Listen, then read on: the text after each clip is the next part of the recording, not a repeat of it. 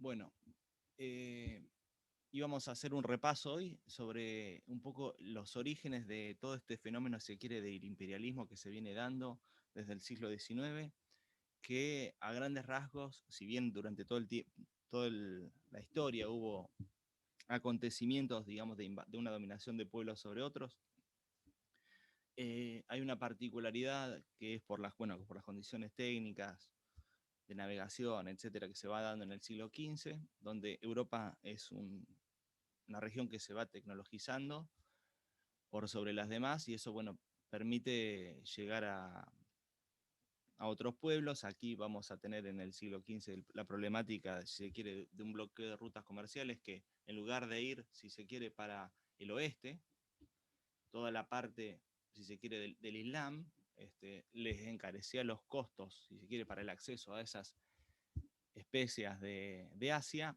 y tienen que ir para el otro lado. O sea, no tienen que ir, tienen que ir por el Atlántico, no tienen que ir, no pueden navegar el mar Mediterráneo. El mar Mediterráneo, si ustedes se fijan, está en Europa, está África abajo y hay todo un mar que permitiría, bueno, buscar nuevos puertos comerciales que en ese momento estaban en manos de un enemigo. Entonces, bueno, llegan a América. América es un bonus, si se quiere, en términos de videojuegos, ¿no? Donde encuentran un montón de este, metales preciosos, especias. Es como que encuentran nuevas oportunidades, si se quiere, de crecimiento. Eso despierta de alguna manera los celos de potencias como Holanda, como Francia, como Gran Bretaña sobre todo, y lleva adelante un modelo donde la monarquía se va a refortalecer y desde ese lugar va a reordenar la sociedad para lograr el mayor, si se quiere, aprovechamiento de los recursos se empieza a entender que dar valor agregado a las materias primas, tener oro y obtener ventajas comerciales son fundamentales para el poder de un reino, ¿no? Entonces, de alguna manera van a secundar, va a ser el momento donde se desarrolla la piratería, como una especie de rapiña que va a servir para que esos países se expandan y crezcan. Aparte, esto era como una especie de acto, si quiere, terrorista, porque no lo hacían en nombre de la corona, simplemente eran como empresarios que pagaban un tributo a la corona, pero no actuaban bajo el nombre de ella. Entonces podían atacar los barcos españoles sin ningún problema y evitar entrar en conflicto directo con esos países que eran más débiles. Tengamos en cuenta que durante el 1400 al siglo XVII, al 1600 y algo, es que cuando se empieza a desarrollar como potencia naval Inglaterra, Inglaterra es un reino mucho más débil que el español.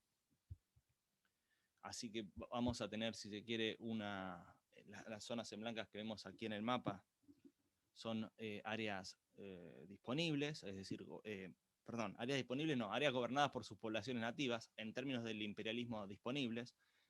Así que vemos que hay un mundo por descubrir, nuevas civilizaciones con las cuales comerciar. Aquí ya vemos que para el siglo XIX esos espacios, bueno, o han caído en una independencia, han desarrollado una independencia, o realmente han sido víctimas de esa expansión imperialista, como el caso vemos aquí de África. Uno de los puntos que habíamos visto, por ejemplo, por los cuales se había realizado el Congreso de Berlín, estaba directamente ligado a la conexión, por ejemplo, de este territorio de Gran Bretaña, que estaba limitado por el Congo belga, cada cual buscaba aprovechar de de la mejor manera posible las condiciones de logística que les permitiera obtener también ventajas comerciales, ¿no? Frente a la competencia que representaban esas otras potencias que buscan lo mismo, ¿no? Lograr un mejor posicionamiento a través de las expansiones y de la apropiación de recursos de otros territorios. Un emblema de este colonialismo, de este imperialismo, había sido Cecil Rhodes, una figura que fue un gran financista cultural y fue un empresario minero que se desarrolló en la actual zona de Zimbabue y Sudáfrica, que incluso, como su apellido es Rhodes, llegaron a colocarle a Zimbabue el nombre de Rhodesia. Luego habíamos visto que la importancia del legado cultural y religioso como el del Imperio Bizantino había logrado, si se quiere, perpetuarse en la actualidad. Esto es la selección de Serbia, que tiene un logo del Imperio Bizantino. Vemos que los símbolos nacionales son importantes aún en los partidos de fútbol. Y si tenemos que pensar el Imperio Bizantino, tenemos que hablar de una gran extensión territorial donde se desarrolló la religión ortodoxa, la cual por la hija de un gobernante del Imperio Bizantino se casa después con un príncipe ruso, y Rusia continúa de alguna manera el legado del Imperio Bizantino con el resto de los países del Cáucaso, de esta zona, ¿no es cierto? De la península balcánica en gran medida. Tengamos en cuenta que el Imperio Bizantino abarcaba desde el sur de Italia, aquí tenemos Croacia, ¿no? Dice aquí, y abarcaba Turquía, parte de Siria, o sea que era realmente una extensión territorial, y era el Imperio Romano de Oriente. Había caído, habíamos visto, el Imperio Romano de Occidente en el 476, pero había sobrevivido el Imperio Bizantino, el Imperio Romano de Oriente, una bipartición del Imperio Romano en su momento, en el año 1453. ¿No? En el año 1453 cae a manos de este enemigo no cristiano, musulmán, que bloquea estas rutas comerciales que vemos aquí, ¿no es cierto?, que le podría permitir no sé, negociar con otros países como India, China, Persia, y eso se ve limitado. Previamente a la Primera Guerra Mundial vamos a tener una guerra turco-rusa, que esto tiene como un propósito de alguna manera liberar estos países que se encontraban en una situación de vasallazgo, en otras oportunidades ganar territorios. Aquí vemos algunas potencias que han intervenido contra el Imperio Otomano, que en este momento está en decadencia. Tenemos al Reino de Italia, tenemos a Serbia, tenemos a Montenegro, tenemos a Grecia y tenemos a Bulgaria. Fíjense, aquí vamos a tener los territorios que le fueron ganados al Imperio Otomano, ¿no es cierto? Toda esta franja, todo lo que está por fuera de las fronteras del rojo es lo que se ganó, ¿no? Aquí tenemos coloreadas unas líneas con rojo. Bueno, Grecia gana todos estos territorios, Bulgaria gana estos, Albania gana estos, y de alguna manera están en retroceso. Este es un periodo también bastante sangriento de la historia, donde se empiezan a surgir los estados nacionales en Europa. Ya había ocurrido experiencias antiguas en otros países, como por ejemplo el caso de Francia. Tengamos en cuenta que cuando hablamos de un estado nacional, estamos hablando de lograr fronteras definitivas en base a una identidad cultural común, un idioma común, el reconocimiento de símbolos patrios, todo esto también ligado en esa carrera, porque es importante en esta época que los países se reconozcan como parte de algo, porque después tienen que defenderse de esas amenazas externas. Entonces, en esta competencia también surge la idea de justamente conformar una identidad. Alemania, bueno, logra su unificación alemana después de una... Sí.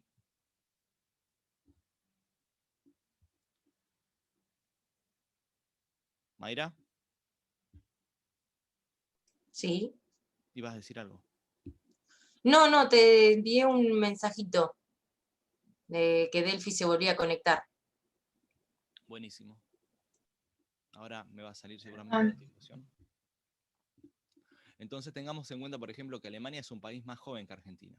Si bien podemos decir que tienen un registro de la historia de ellos de miles de años, o sí, miles de años, realmente su conformación definitiva como país está dada en 1871, como una unión, si se quiere, de distintos subreinos que formaban de alguna manera el Sacro Imperio Romano Germánico.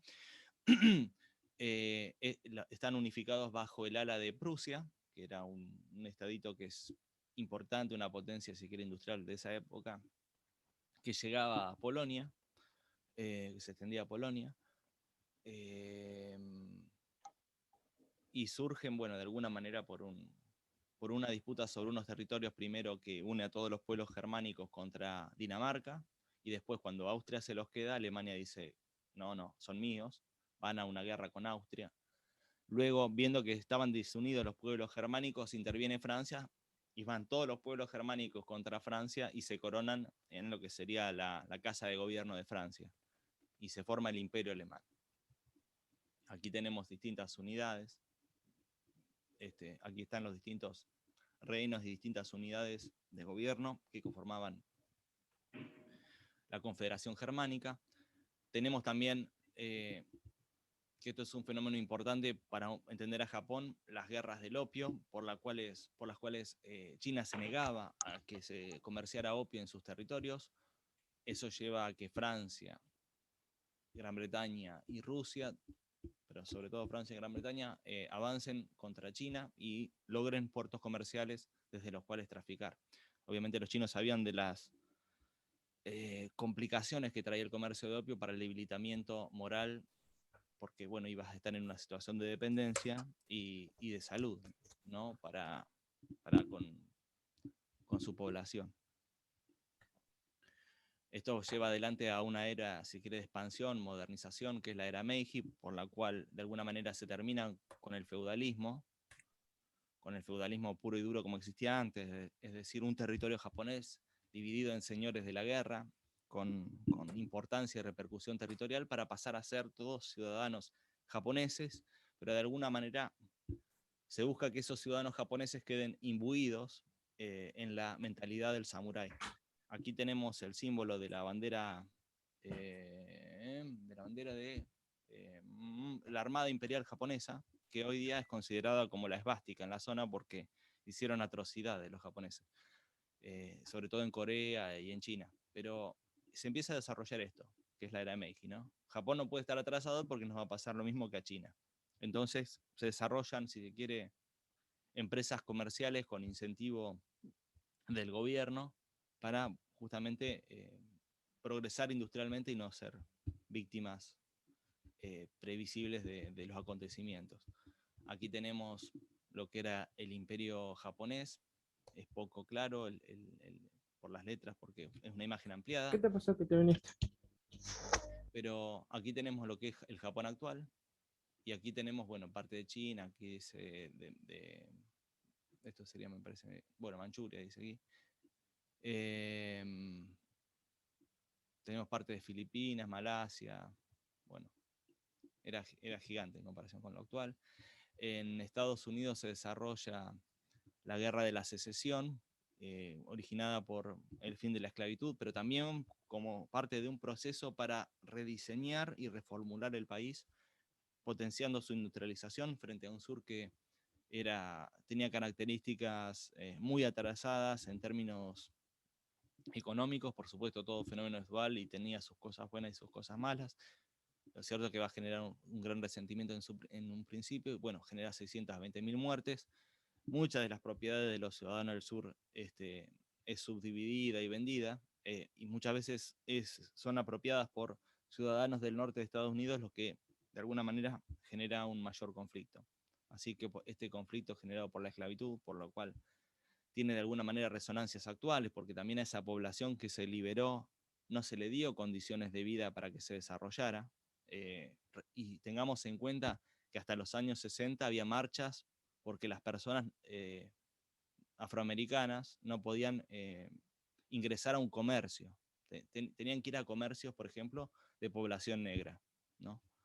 Así que, bueno, esto de la Guerra de la Secesión al final fue un conflicto más bien de intereses económicos y se desarrolló de esta manera.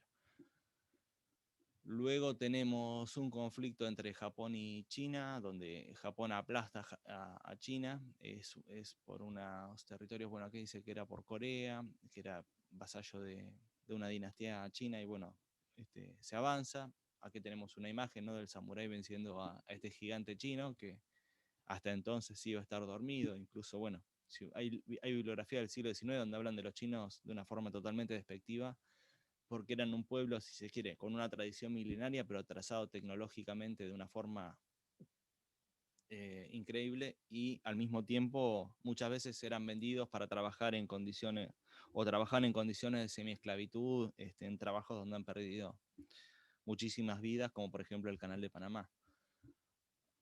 En este conflicto entre Rusia y China, Rusia busca aprovecharse también de la situación. Esto cabe decir que es un gesto, un comportamiento que los revolucionarios rusos que van a derrocar de alguna manera al zar lo van a tomar como una vergüenza.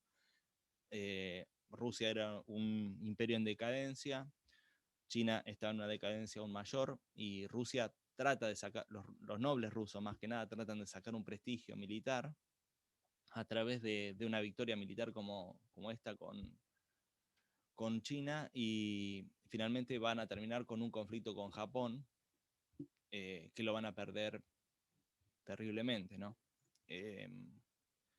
Esto, bueno, dice que era por un puerto de aguas cálidas en el Océano Pacífico. Bueno, finalmente Rusia es derrotada. Aquí habíamos colocado algunos antecedentes de los conflictos entre Oriente y Occidente. Ya vamos terminando con la presentación. Esto era el Imperio Persa, ¿no es cierto? Ustedes habrán visto por ahí los 300, ¿no?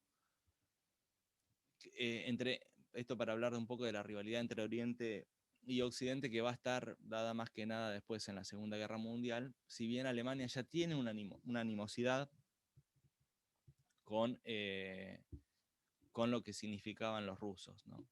De alguna manera el desencadenante es un poco este conflicto entre germanófilos y los rusófilos, ¿no? Los paneslavistas.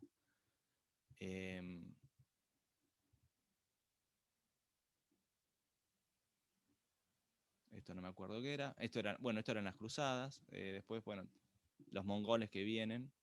A la desconfianza que despertaban los alemanes durante la Primera Guerra Mundial, que finalmente van a estar confrontados también entre occidentales, porque recordemos que Francia, Gran Bretaña van a ser sus enemigos. Eran un poco considerados, les decían los hunos a los alemanes, ¿no? Eran vistos como lo bárbaro también, más allá que para los alemanes los bárbaros eran un poco sus enemigos, y también un poco Rusia. Habíamos tenido antes como una especie de Primera Guerra Mundial, la Guerra de los 30 años, divididos entre católicos y protestantes tras la Reforma, más que nada por las propiedades y el rol de los súbditos, porque había, por ejemplo, reyes que se hacían protestantes y los súbditos querían seguir siendo católicos, y había alguien que los ayudaba de afuera cuando tenían un conflicto, entonces no se podía resolver el conflicto fronteras adentro, y generaba todo este conflicto que costó una cantidad de vida, se dice de millones en algunos casos, ¿no? Antes habíamos tenido las guerras napoleónicas como conflictos de gran magnitud, ¿no es cierto?, donde Francia avanza sobre las potencias que habían atentado de alguna manera contra el curso de la revolución, y los logra dominar hasta que, bueno, llega nuevamente a Rusia y pierde allí por condiciones desfavorables del ejército. Y ya nos vamos metiendo a la cuestión de las alianzas que se van conformando. Un poco el centro de Europa forma una alianza, que es la Triple Alianza. Italia después los traiciona, pero bueno, en principio estaban Alemania y Austria. Austria, que era también un imperio, si se quiere, en decadencia, muy, muy aristocrático. Alemania también lo era el imperio alemán, pero Austria-Hungría aún más. Era como una especie de abuelo de Alemania, que habían confrontado, pero los lazos, como decía, culturales, idiomáticos, vinculaban mucho a Alemania y Austria-Hungría, y en esta Primera Guerra Mundial van a ser aliados. En contraposición, los que van a armar una liga que van a ser los países de la Triple Entente, que van a ser, bueno, Francia, Gran Bretaña, el Imperio Ruso, con distintos intereses, para de alguna manera poner un cerco y un límite a las pretensiones de Austria-Hungría sobre los territorios de los Balcanes. Francia, una forma defensiva contra Alemania, y Gran Bretaña también veía en Alemania un competidor que le arrebatara el primer puesto en este fenómeno que habíamos hablado de expansionismo, colonialismo. Aquí tenemos, bueno, la forma en que se van ligando. Cabe decir que de alguna manera también parte de la decadencia de estos imperios está dada en la pérdida de una mano política importante que tenían sus antecesores, que en 1872, como límite a la radicalización y a formas de liberalismo muy críticas hacia las monarquías, Francisco José de Austria, Guillermo I de Alemania y Alejandro II de Rusia, habían realizado un pacto justamente para defenderse, y era una cierta alianza política y militar que después se va a ir decayendo. Muchas veces, esto lo tomé un poco de un mexicano que una vez lo dijo, que muchas veces se habla del nuevo orden mundial en teorías conspirativas, pero gran parte de ese nuevo orden mundial está dado en la pérdida de monarquías históricas en Europa, como se empiezan a dar desde la Primera Guerra Mundial. Entonces, al final de la Primera Guerra Mundial, Carlos I de Austria-Hungría, Guillermo II del Imperio Alemán y Alejandro II, esto es Nicolás II, perdón, Nicolás II del Imperio Ruso, no van a estar en sus puestos. Van a ser los directores técnicos despedidos de alguna manera de esos países. Y bueno, aquí finalmente un poco de propaganda de la época. Vamos a tener, si se quiere, esto me parece interesante para que hagan sus observaciones. Bueno, esto es en lo que sería los aliadófilos clásicos, Francia y Gran Bretaña. Fíjense, unión que se establece entre esas dos formas de república, de estados. Y quiero ponerlo en contraste porque la propaganda alemana siempre va a ser terrible. Ustedes la van a mirar, va a ser terrorífica. Aquí vamos a tener, por ejemplo, la representación alemana de los adversarios, ¿no? Acá tenemos a Gran Bretaña como una araña, siempre sus enemigos con una sonrisa muy maliciosa. Aquí, bueno, no se ve, esto es un águila, el águila alemana, y vemos cómo va a avanzar sobre los territorios del Imperio Otomano, ¿no? Que el Imperio Otomano... Es genial, Santi, el mapa. Cómo avanza sobre el mapa europeo, la araña. También hay que decir, después me gustaría, no he llegado, pero en el libro Los 39 escalones, creo que los 39 escalones, siempre erro los escalones, por eso no puedo, pero creo que los 39 escalones de un hombre que fue gobernador de Canadá. Es un libro de espionaje y es muy llamativo cómo prevé la Primera Guerra Mundial. El libro está escrito en la misma década, no sé si 1910 o 1912, pero... Y está asociado en ese momento a una conspiración, no, que no se me tome como antisemita, pero el libro lo dice, no soy yo, es la conspiración judía. Y eso también, ¿a qué lo remonto? ¿A qué lo remonto? A que también estaba presente el antisemitismo que va a explotar en la Segunda Guerra Mundial, y de alguna manera esa idea de grupúsculos que conspiran, que ya está presente, es muchas veces asociados a países que no tienen un Estado, a poblaciones que no tienen un Estado, en ese caso, bueno, la población judía que después va a ir a Israel, va a decidir su destino en Israel, pero está presente eso. Además hay un resentimiento que muchas veces es, como siempre, explotado en favor de los grupos locales, ¿no? Muchas veces, de alguna manera, las burguesías que generan también el empobrecimiento, que no tienen una religión única tampoco, ni nada por el estilo, explotan ese resentimiento contra otros grupos no nacionales, minoritarios, y se generan las violencias que después conocemos. En ese momento, bueno, se quiere, bueno, el tema de las diferencias con el judío viene de larga data, tiene una explicación, se quiere, religiosa, que estaban prohibidas de determinadas profesiones, y desarrollaron el prestamismo que estaba muy condenado por las sociedades de esa época, y siempre se los ha asociado al capital financiero. Entonces, de alguna manera se veía en los bancos, y en los bancos que responderían a los judíos como el eje de los problemas de esas sociedades. Pero bueno, siempre había empresarios, siquiera alemanes, que apoyaron incluso a Hitler, que se hicieron mucho dinero, ¿no? Aparte del interés militar, siempre está ligado a la economía. Finalmente tenemos el desarrollo de la aviación en el 1900. Desde principios del 1900 tenemos el desarrollo de aviones ligados a la exploración, pero bueno, en la Primera Guerra Mundial se va a conocer, junto a los acorazados y los submarinos, el desarrollo a gran escala de conflictos ¿no es cierto?, en los tres escenarios: el aire, la tierra y el agua.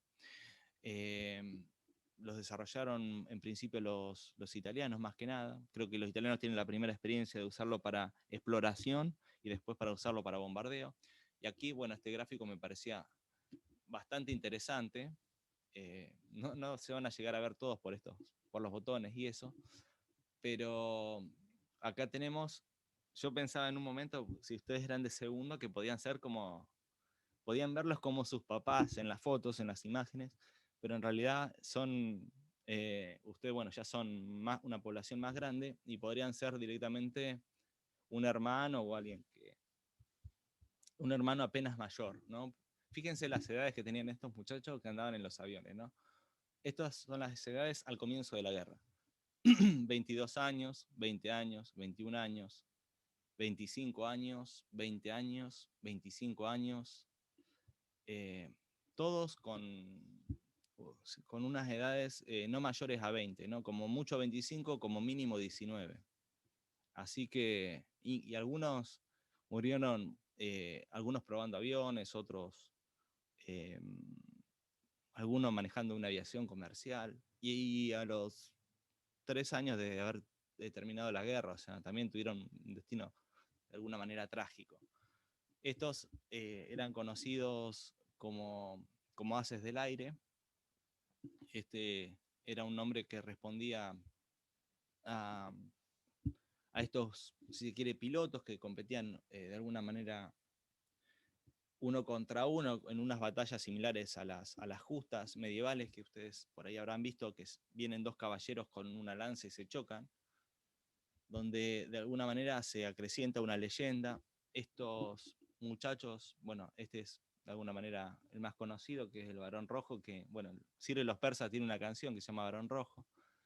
El hermano, Hermann Göring, que lo tomé especialmente porque va a ser un personaje fundamental en el Tercer Reich. Es decir, las condecoraciones de héroe de guerra también elevan su figura al punto que va a ser gravitante en la Segunda Guerra Mundial. Aquí no tenemos, pero este es un muchacho que, de alguna manera, como la identidad judía era resistida, un tal Brumowski, fue el mayor combatiente del Imperio Austrohúngaro. Y bueno, tenemos distintas naciones también pertenecientes al Imperio Británico participaron. Tenemos canadienses, tenemos indios, tenemos australianos, tenemos sudafricanos. Y un fenómeno que decía que cambia ideológicamente de alguna manera la historia de la guerra y es curioso ver esto de las transformaciones, es que tradicionalmente el reconocimiento militar estaba dado en la caballería, es decir, alguien con un caballo diestro podía ver el campamento enemigo y saber cómo se estaban preparando, a qué distancia estaban, qué planificaban. Estas personas, de alguna manera, parten de ese lugar, ¿no? Los Richthofen, que eran una familia aristocrática, eran soldados de caballería que se insertan luego en este experimento que era la aviación, y bueno, logran un gran desempeño. Mueren los dos en la guerra. De alguna manera, derribar una gran cantidad de aviones, como por ejemplo, no sé, Manfred, que derribó creo que entre 85 y 90 aviones, bueno, no es garantía ninguna de que te vas a salvar. Y este avión rojo de alguna manera fue un distintivo que generó cierto romanticismo de un piloto que, por supuesto, usaba colores llamativos para distinguirse en el campo de batalla y avisarle al enemigo que ahí estaba él, ¿no? Por eso es de alguna manera un emblema. Así que no